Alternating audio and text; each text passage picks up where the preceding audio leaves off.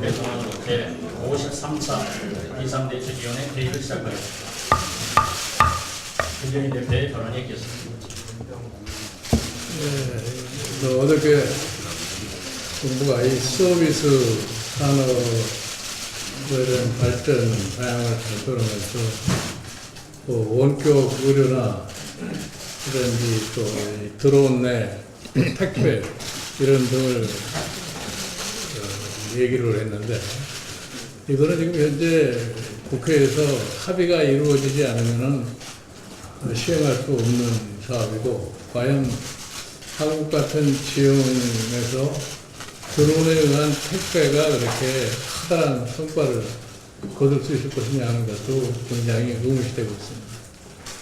제가 말씀을 드리고 싶은 거는, 지금 우리가 산업에 대한 구조조정, 우리 경제 전반에 대한 구조조정이 굉장히 시급하다고 그러는데, 그동안 우리 경제의 주축이 되어왔던 제조업의 경쟁력이 점점 취약한 상태에 빠져 있고, 이 구조조정 과정도 제대로 방향이 설정이 되지 않고 아직도 헤매고 있는 이런 모습을 보이고 있는데, 과연 우리의 제조업을 앞으로 어떻게 끌고 갈 것인가, 이 문제에 대해서 정부가 보다 더 노력을 경주해야 되지 않을까 생각합니다.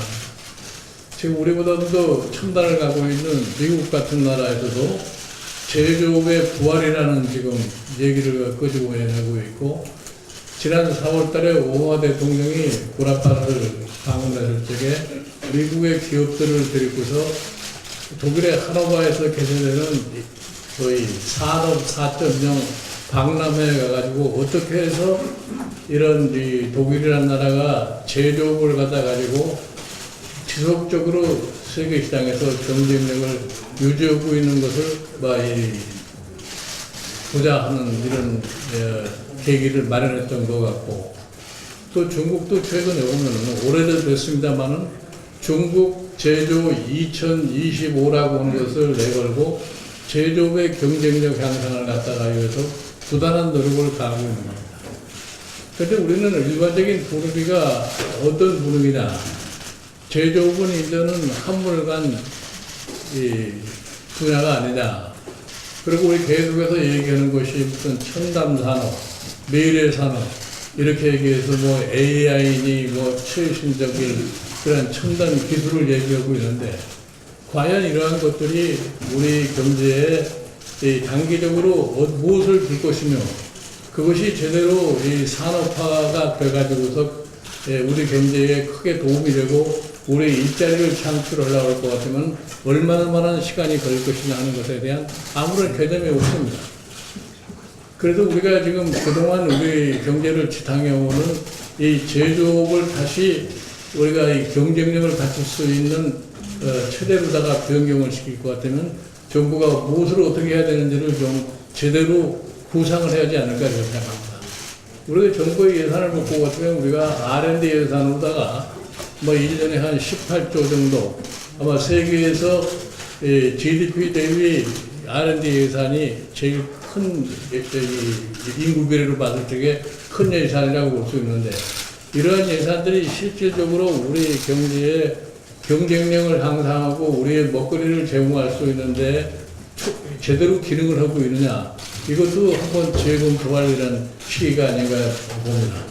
이렇게 해서 그런데 예산을 조금이라도 할애를 해서 지금 현재 굉장히 경쟁력을 갖다 이뤄가고 있는 제조업 경쟁력 향상에 좀 투과를 해서 제조업이 제대로 지탱을 하면서 우리가 일자리도 창출할 수 있고 국제시장에서 경쟁력을 갖출 수 있는 그러한 체계를 갖다가 정부가 갖춰주기 갖다 바랍니다. 이어서 구상원 대표의 발언이 있겠습니다. 네, 이제 오늘 본회의에서 가습기 살균제 국정조사안이 의결되면 본격적으로 국정조사 활동이 시작됩니다. 국회 개원을 조기에 한 이유 중에 하나가 바로 이 가습기 살균제 피해자들에 대한 대책을 세우고 국민들의 불안을 잠재우자는 목적이었습니다. 우리 당 가습기 특위 양승조 위원장님과 그동안 특위 활동을 해주신 여러분들께 감사를 드립니다. 지난 6월 30일 기준으로 피해 신고자만 3,698명, 사망자 수가 701명. 어떻게 이런 일이 벌어질 수가 있습니까? 이 제품이 쓰여진 기간이 거의 10여 년에 가깝습니다. 그동안 우리 주변의 국민들이 이런 유해 물질을 사용하면서 병들고 숨져가는 것을 방치했던 것입니다. 이번 이 국정조사 활동을 통해서 제대로 된 진상조사와 피해 대책이 강구되기를 소망합니다. 이 문제는 단순히 박근혜 정권만을 탓할 문제가 아닙니다. 우리 민주당이 집권했던 시절부터 시작됐던 그런 사안이라는 반성을 해야 됩니다. 따라서 이것은 정권 차원의 어느 정권에 더 책임이 있냐를 공방하는 그런 문제가 아니라 어떻게 해서 우리나라에서 이런 일이 벌어졌는지를 제대로 따지고 그 대책을 세워서 다시는 이런 유해 물질이 우리나라에서만 판매되어서 우리나라 국민만 숨지는 그런 일이 발생하지 않도록 제대로 된 대책을 세우자 이렇게 말씀드리겠습니다. 오늘 한 일간지에 보면 새누리당 윤리위원장 윤리 문제가 도마에 올랐습니다. 친인척 채용 문제로 불거진 국회 윤리 문제를 해결하기 위해서 영입한 윤리위원장이 본인이 총장으로 있는 학교에 자기 딸을 법률 자문위원으로 채용했다. 근데 본인은 그건 봉사하는 거기 때문에 아무 문제가 없다. 그런 문제인식을 가지고서 어떻게 이 국회와 정당의 윤리를 책임질 수 있겠는가 하는 문제점에서 부적절하다. 이 점에 대해서는 새누리당의 조치가 필요하다. 그동안 더불어민주당을 공격하면서 대단히 윤리적인 정당으로 변모하느냐 그렇게 말씀하셨던 것들에 대해서 이 윤리위원장님 문제를 어떻게 처리하는가를 좀 지켜보겠다 이렇게 말씀을 드리겠습니다. 죄송합니다. SK 헬로비전 인수합병을 공정거래위원회가 불허했습니다. 제가 몇 차례에 걸쳐서 이 문제에 대해서는 제 입장을 말씀드렸습니다만 이 조치를 환영합니다. 통신 대기업의 방송 장악 이것은 권력과 자본으로부터 방송을 독립시켜야 한다고 하는 방송 공영성 원리에 어긋나는 일이었습니다. 그런 점에서 독과점이 더욱더 가중되고 통신 대기업의 방송이 부속물로 전락하는 그러한 위기를 막았다는 점에서 이 조치는 진일보한 조치다라고 평가합니다. 이 문제는 사실은 통합방송법을 개정하는 그 절차가 늦어지면서 생긴 문제입니다. 따라서 방송통신위원회와 미래부는 조속히 통합방송법 개정에 나서시기 바랍니다. 더불어민주당의 방송 공영성 강화를 위한 여러 제도를 회피하기 위해서 통합방송법 개정을 미룬 결과 바로 이런 일들이 벌어지게 된 것이라는 점을 경고하고자 합니다. 이상입니다. 이어서 김영춘 비대위원의 발언이 있겠습니다. 네, 어젯밤에 많은 국민들께서 놀라셨을 겁니다. 울산 앞바다에서 진도 5.0의 우리나라로서는 5번째 규모의 그런 지진이 발생을 했습니다. 그런데 고리 원전은 안전하다고 합니다. 다행입니다. 만약에 진도 5.0이 아니라 그보다 더 센 지진이 왔을 때도 과연 고리 원전이 안전할 수 있을 것인가 의문을 갖습니다. 고리 원전, 신고리 원전은 한 부지 안에 10개의 지금 대형 원자로가 가동되고 있거나 또 가동될 예정입니다. 세계적으로도 최대 규모의 단일 밀집 단지입니다. 더욱이 원전 반경 30km 안에 부산, 울산, 경남 시민도민들이 350만 명이 거주하고 있습니다. 반경 50km 안에는 500만 명이 살고 있습니다. 제가 작년에 우리 당 오원식 의원, 유인태 의원하고 후쿠시마 현장을 갔다 왔는데 후쿠시마 원전 사고 당시에 반경 50km까지 바람이 불었던 지역은 반경 50km 범위까지 주민들을 피난을 시켰습니다. 그 숫자가 16만 명입니다. 30년 전 체르노빌 원전 사고 때는 반경 30km, 바람이 불었던 벨로루시 방향은 50km까지 주민들을 소개시켰고 지금도 사람이 살고 있지 않습니다. 그 숫자가 15만 명입니다. 그런데 만약 고리 원전에서 후쿠시마나 체르노빌 같은 그런 대형 사고가 발생했다. 최소한 350만 명, 최대한 500만 명을 속에 피난시켜야 합니다. 어디로 피난시키죠? 무슨 방법으로 하루 이틀 사이에 피난을 시킬 수 있습니까? 불가능한 미션입니다. 결론적으로 신고리 원전은 짓지 말아야 될 곳에 원전을 지어놓은 우리나라 정부가 저질러 놓은 최악의 범죄적 행위입니다. 과거 독재 정권 시절, 후진국 시절에는 우리가 모르고 그랬다고 치더라도 이제 이렇게 개명된 세상에 여전히 그 자리에 계속 신규 원전을 짓고 있다는 것은 말이 안 되는 짓입니다. 작년에 고리 1호기가 폐로 결정이 되었습니다. 그런데 바로 지난달 말에 고리 1호기 폐로 결정된 그 원전보다 합계 발전 용량이 5배인 대형 원자로 신고리 5호기, 6호기를 동시에 건설 승인을 해줬습니다. 원자력 안전위원회의 결정이었습니다. 정부가 신규 원전을 계속 지어대는 것은 잘못된 전력 수급 계획에 기초합니다. 지금 정부는 국가에너지기본계획 그리고 전력 수급 제7차 기본계획에 따라서 전력 소비 증가율을 연평균 2.3%로 예상을 하고 진행을 하고 있습니다. 그런데 최근 3년간의 전력 소비 증가율이 1.2%, 절반에 불과했습니다. 그래서 정부는 계속 원자력 발전소, 석탄 발전소를 짓고 있습니다. 그 바람에 LNG 민자 발전소들이 지금 구도 위기에 처해 있습니다. 정부는 원전 석탄 발전소 우선 구매를 합니다. 전기를 구매를 했기 때문에 LNG 발전소가 지금 가동률 40% 미만으로 떨어져서 곧 부도가 날 회사가 여러 개 있습니다. 상황이 이러함에도 불구하고 정부는 계속 신규 원전, 신규 석탄 발전소를 지을 계획을 진행 중이고 착착 가동 승인을 하고 있습니다. 잘못된 계획에 근거해서 잘못된 재원을 마구잡이로 낭비하고 있는 겁니다. 결국 국민의 부담입니다. 신고리 5호기에만 해도 예산이 무려 8조 원이 넘는 어마어마한 금액의 재원이 투자가 됩니다. 국가 자원의 낭비고 왜곡 아닙니까? 그 돈은 결국 우리 국민들이 전기 요금으로 다 부담을 해야 되는 돈들입니다. 지금이라도 정부는 잘못된 전력 수급 계획에 기초한 원전 신규 건설 계획을 취소하기를 바랍니다. 그러나 이 정부는 전혀 그럴 생각이 없습니다. 마이동풍입니다.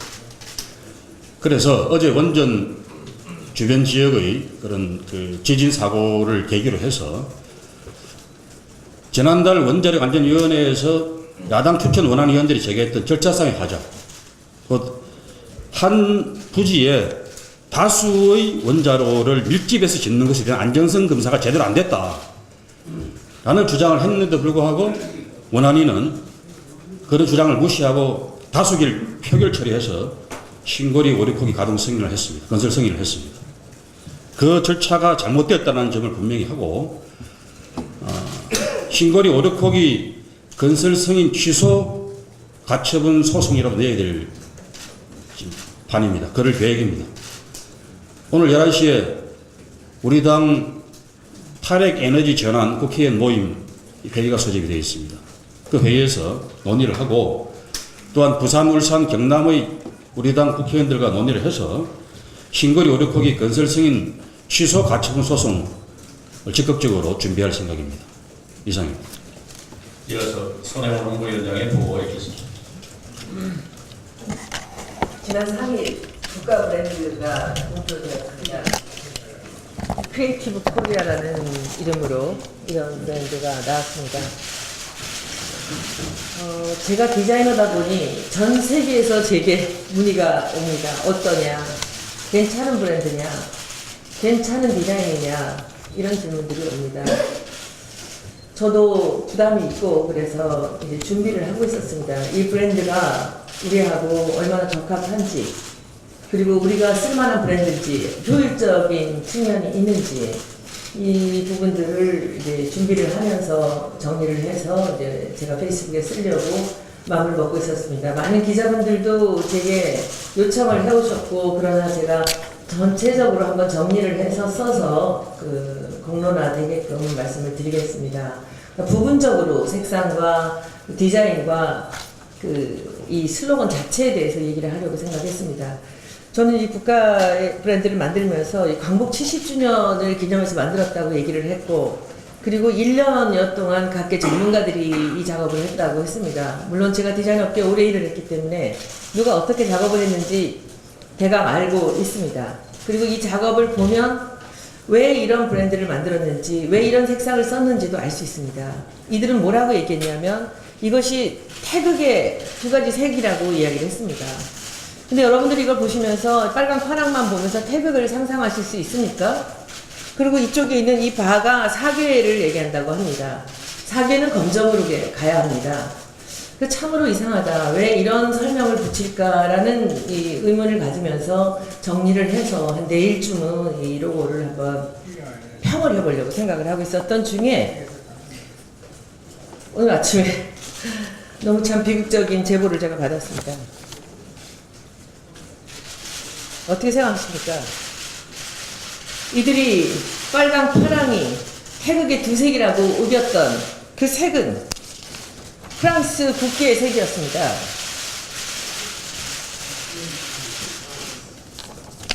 이 사람들은 이 세 가지 바탕으로 이 색을 쓰고 있었습니다. 제가 보기에는 이 작업이 아마도 좀 더 소홀했던 부분이 뭐였냐면은 이 프랑스의 슬로건은 뉴 프랑스라는 이 대표 브랜드를 사용하고 있습니다. 이 로고는 creative.businessfrance.fr입니다. 프랑스의 산업의 슬로건이라고 볼 수 있는 거죠. 그러니까 미처 베끼면서 못 봤던 거죠. 그런데 제가 보기엔 이 1년 동안 이 작업이 진행이 됐고 온갖 각계 전문가들이 왔다고 하는데, 저도 심사를 많이 해보지만 각계 전문가들이 해야 될 일은 뭐냐면은 유사한 것이 없는가를 봐야 됩니다. 심사를 하면 보통은 일주일 내지 열흘 동안에 심사위원들한테 그 과제를 줍니다. 유사한 것이 없는가를 살펴봐라. 특히 공모전인 경우는. 저는 이런 어이없는 일들이 벌어졌다는 것에 대해서 이 국가의 소홀함과, 그리고 이 심사위원단들, 이 위에 것이 이 프랑스고 밑에 것이 한국입니다. 이것은 누가 뭐라고 해도 카피입니다.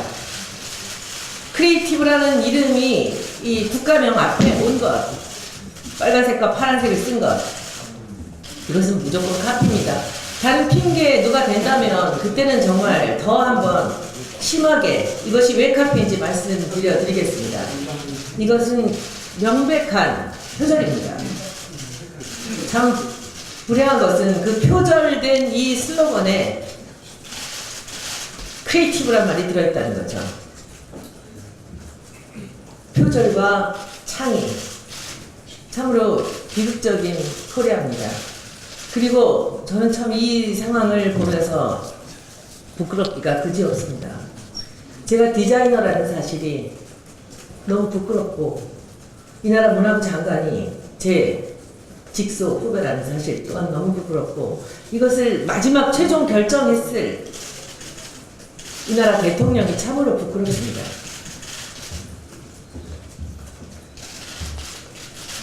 홈페이지 들어가서 다들 확인해 보시기 바랍니다. creative.businessfrance.fr입니다. 지금까지 35억 들어갔습니다. 앞으로는 350억도 더 들어갈 거라고 생각합니다. 모든 이 브랜드를 만들 때는 지금까지 만든 데 35억이 들어갔다는 것이, 이제 앞으로 홍보는 이루 상상할 수 없는 돈이 갈 것입니다. 이것이 목표가 2016년 리우 올림픽에 쓸 것이 목표고 그 다음에 평창 올림픽에 쓴다고 합니다. 아마 당장 내리셔야 될 것 같습니다. 이상입니다. 저 문제에 관련해서 그 국가 브랜드를 설정하면서 타국에 있는 디자인과 이미 있는 그 이름을 베꼈다는 것은 참 국가적 망신입니다. 이 문제에 대해서는 반드시 책임을 좀 물어야 되겠습니다. 거기에 30억이 넘는 국민 세금이 쓰여졌고 또 앞으로 더 많이 쓰여질 거라고 한다면 이거는 그냥 가벼운 해프닝으로 넘어갈 문제는 아니다. 이렇게 분명히 지적하고 반드시 국회에서 이 문제를 따져보겠습니다. 이상으로 김종인 대표의 정해선언으로 회의를 정의하도록 하겠습니다.